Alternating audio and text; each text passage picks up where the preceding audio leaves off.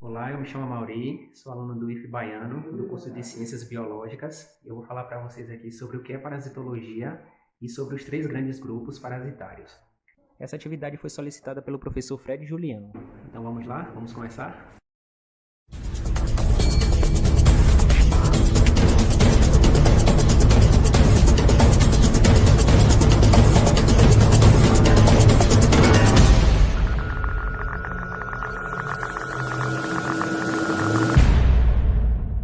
A parasitologia é uma especialidade da biologia que estuda os parasitas, os seus hospedeiros e as relações entre eles. Estes organismos eles podem ser animais, vegetais, fungos, protozoários, bactérias ou vírus. Portanto, para definir o campo da parasitologia, o foco não é o determinado tipo de organismo ou ambiente, mas a constatação de um comportamento parasitário. O parasitismo ele ocorre quando um organismo parasita vive em associação com outro organismo, que é o organismo hospedeiro, que o hospedeiro é o nome que é dado a um organismo que, independente de seu grupo, ele atua como uma moradia temporária de um outro organismo, do qual esse organismo ele retira meios para a sua sobrevivência, causando prejuízos, ou seja, causando doenças aos hospedeiros durante esse processo. O surgimento da parasitologia como ciência tem seus primeiros registros no século XVII, quando o pesquisador Anton van Leeuwenhoek observou os giardias em suas próprias fezes. As giardias, como está grifado aqui em negrito no slide, as giardias são alguns parasitos que elas se espalham no nosso organismo através da água e de alimentos contaminados. Contudo, somente no século XIX houve um avanço significativo neste campo, com a identificação e o estudo dos ciclos de vida dos parasitas causadores da malária, da amebíase e da trypanossomiase. Vale salientar também que a parasitologia ela possui um papel de grande importância, pois é através dela que a gente consegue identificar os processos de desenvolvimento das epidemias parasitárias, que podemos criar métodos de profilaxia de doenças causadas pelos parasitas, tanto em seres humanos quanto em animais, e desenvolver tratamento para as possíveis doenças.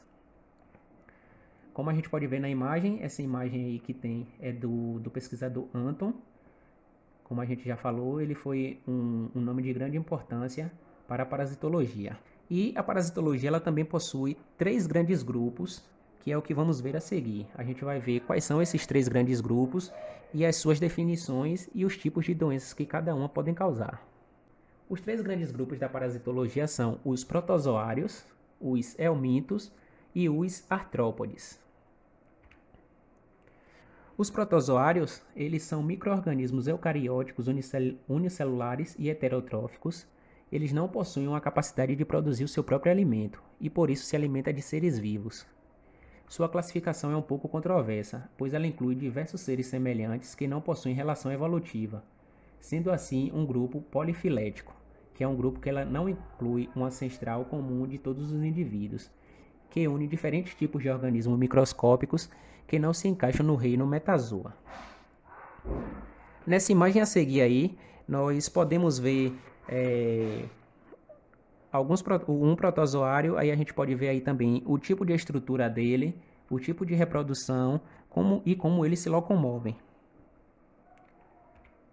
Aqui também a gente tem alguns tipos de doenças que são causadas por esses protozoários, que aqui a gente pode ver a doença de Chagas, que é conhecida como a doença do barbeiro, toxoplasmose, que é conhecida como a doença do gato, leishmaniose e a malária. Dentre essas doenças citadas, vamos falar um pouco sobre a doença de Chagas, que é conhecida, como eu já falei a vocês, como a doença do barbeiro. A doença de Chagas é uma doença que ela é causada pela picada de um inseto. Inseto esse que ele é muito comum de ser encontrado na América do Sul e na América Central. A doença de Chagas é uma condição médica causada por um protozoário, o Trypanosoma cruzi, que é o barbeiro. E essa doença de Chagas ela pode ser dividida em duas fases, a fase aguda e a fase crônica. A doença ela pode ser leve, causando inchaço, febre, ou pode durar muito tempo se não for tratada. Pode causar até insuficiência cardíaca congestiva. Essa doença ela pode durar anos ou até a vida inteira. E o diagnóstico dessa doença de Chagas ela é feito por meio do exame de sangue. E os sintomas dela, como eu já falei a vocês, podem ser a febre, o inchaço nos olhos, dor no corpo, dor de cabeça, cansaço, náuseas e vômitos, diarreia e vermelhidão pelo corpo. O barbeiro é um tipo de inseto que ele tem hábitos noturnos e costumam se abrigar em frestas e pequenos buracos dentro das residências, além de poder ser encontrado também em ninhos de pássaros, embaixo de pedras e em cascas de árvores.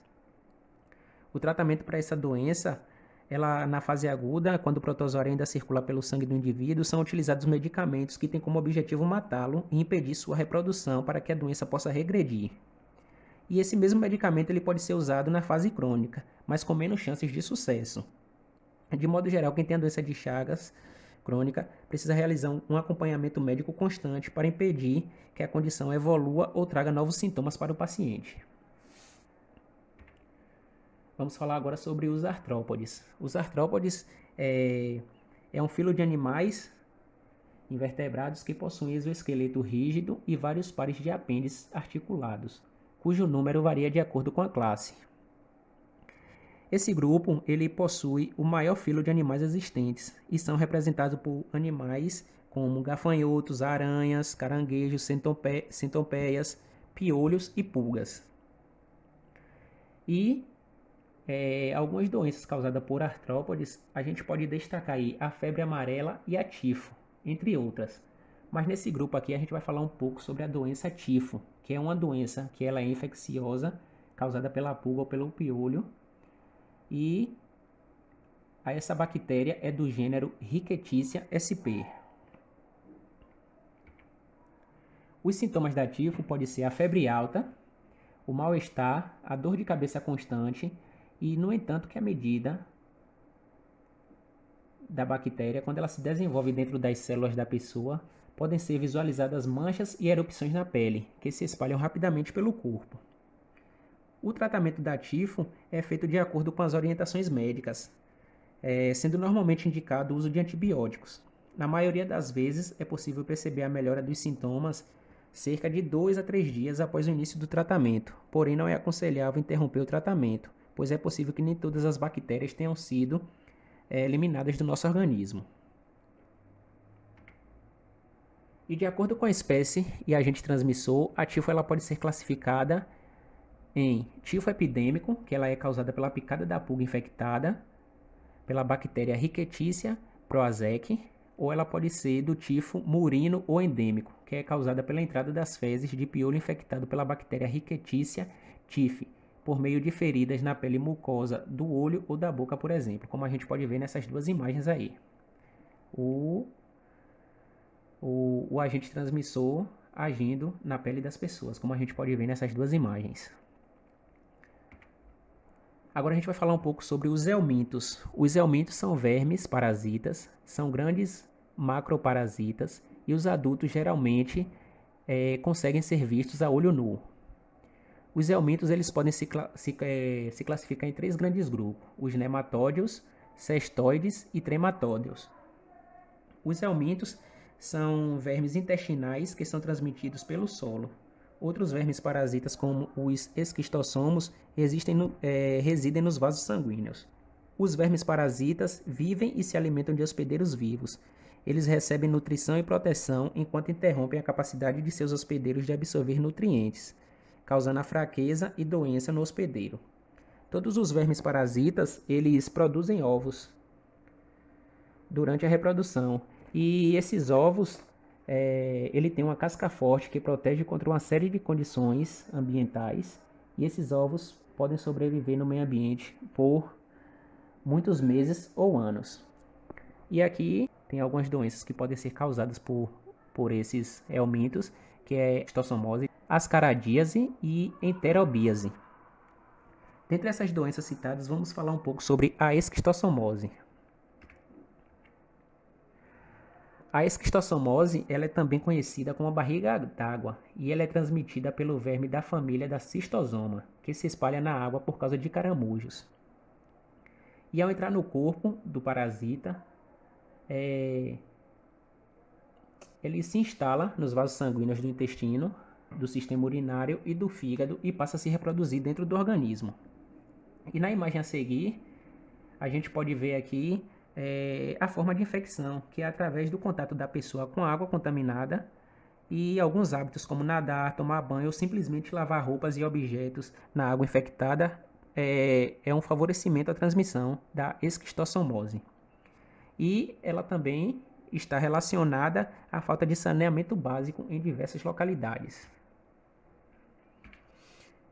A esquistossomose. Aqui são alguns sintomas da esquistossomose que a gente pode ver, que é a febre, a dor de barriga, dor de cabeça, fraqueza, falta de apetite, dor muscular, tosse, diarreia, aumento do volume abdominal e a urina com sangue.